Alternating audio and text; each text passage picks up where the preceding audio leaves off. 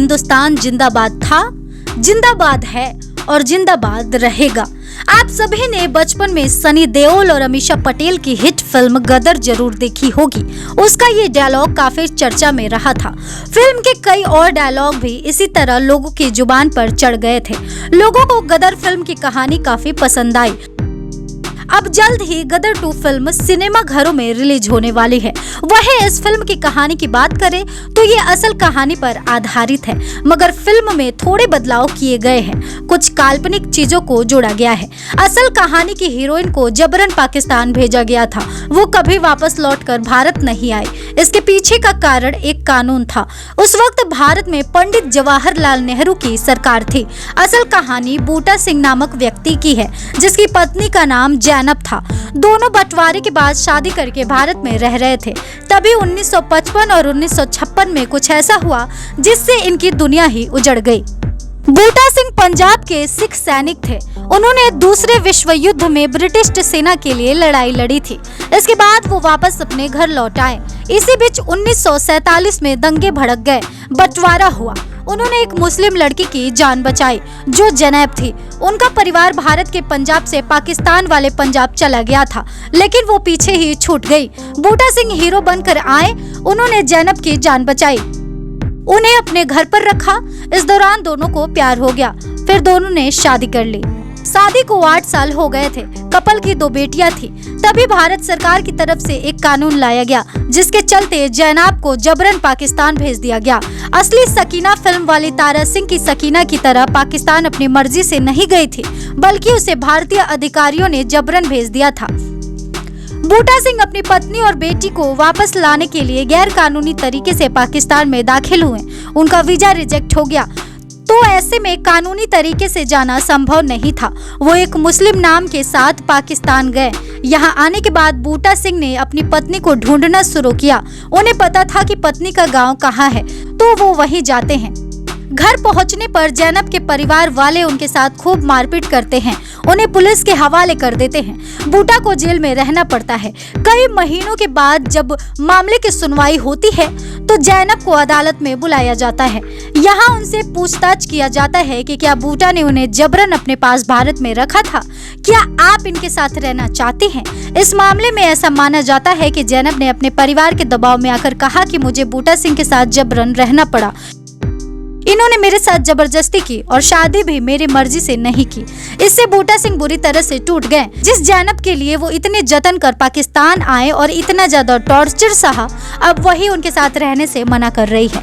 अदालत ने जैनब को उनके घर भेजने को कह दिया, जबकि बूटा सिंह को जेल में रखने या भारत भेजने का फैसला सुनाया गया, मगर बाद में वो ट्रेन के सामने पाए गए थे। पाकिस्तानी अधिकारियों ने कहा कि बूटा ने ट्रेन के आगे कूदकर आत्महत्या कर ली है। उनके साथ उनकी बेटी भी थी, जो कि सही सलामत थी। उस दौरान बूटा सिंह पूरे पाकिस्तान में काफी मशहूर हो गए थे। लोग उनकी मोहब्बत और हिम्मत की तारीफ कर रहे थे। उनके निधन पर मीडिया में उन्हें शहीद मोहब्बत का टाइटल दिया गया था। इस पर पंजाबी भाषा में एक फिल्म भी बनी है। अपने सुसाइड नोट में उन्होंने इच्छा जाहिर की थी कि उनके शव को पत्नी जैनब के गांव में ही दफनाया जाए, लेकिन ऐसा होने नहीं दिया गया, जिसके चलते उन्हें लाहौर में दफन किया गया। तो चलिए अब उस कानून की बात कर लेते हैं जिसके कारण जैनब को पाकिस्तान जाना पड़ा था। ये कानून abdicated person restoration and recovery act 1949 था। कानून इसलिए लाया गया ताकि बंटवारे के दौरान किडनैप की गई महिलाओं को उनके परिवार के पास भेजा जा सके। आंकड़े कहते हैं कि बंटवारे के दौरान करीबन 75,000 से भी ज्यादा महिलाओं का किडनैप और रेप किया गया था। सितंबर 1947 में दोनों देशों के प्रधानमंत्री लाहौर में मुलाकात करते हैं। दोनों तरफ की महिलाओं को उनके परिवारों तक पहुंचाने के उद्देश्य से 6 दिसंबर 1947 में एक ट्रीटी पर हस्ताक्षर हुए। इस प्रोग्राम को सेंट्रल रिकवरी ऑपरेशन नाम दिया गया। ये दोनों देशों के पंजाब क्षेत्र में चल रहा था। पुलिस और महिला सामाजिक कार्यकर्ताओं ने कई हजार महिलाओं को उनके परिवार से मिलवाया। वहीं अगर किसी अन्य धर्म की महिला किसी के घर में मिलती तो ऐसा माना जाता कि उसे जबरन ही रखा गया है, फिर बेशक वो अपनी मर्जी से वहां रह रही हो। यही बूटा सिंह के साथ हुआ। जैनब को पहले एक कैंप में रखा गया और फिर पाकिस्तान भेज दिया गया। कोई महिला अगर कह भी दे कि वो अपनी मर्जी से रह रही है, तब भी ये माना नहीं जाता था। लगता था कि वो मजबूर होकर ये बात कह रही है।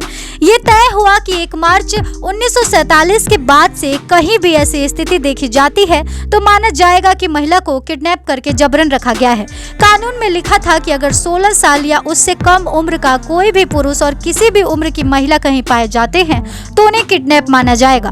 अगर परिवार जीवित न हो तो भी ऐसे लोगों को पाकिस्तान भेज दिया जाएगा। ये एक परिभाषा तय की गई थी।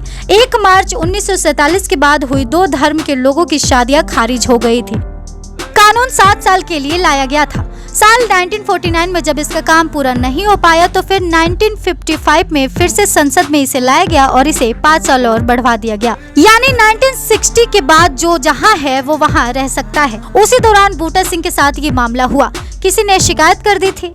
बच्चों को उनकी माँ से अलग किया गया।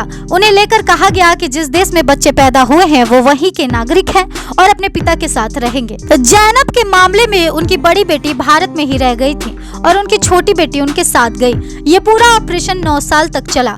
भारत से 22,000 महिलाओं को पाकिस्तान भेजा गया और पाकिस्तान से 8,000 महिलाओं को भारत लाया गया। ऐसा कहा जाता है कि पाकिस्तान में इस काम को ठीक से नहीं किया गया। इसी वजह से वहां से भारत आने वाली महिलाओं की संख्या इतनी कम है। फिलहाल इस वीडियो में बस इतना ही। आपको ये वीडियो देखने के बाद, इस बारे में जानने के बाद क्या कुछ कहना है हमें कमेंट सेक्शन में जरूर बताएं। और इस तरह के तमाम अपडेट्स से जुड़े रहने के लिए करारा न्यूज़ डे एंड नाइट को सब्सक्राइब करना ना भूलें।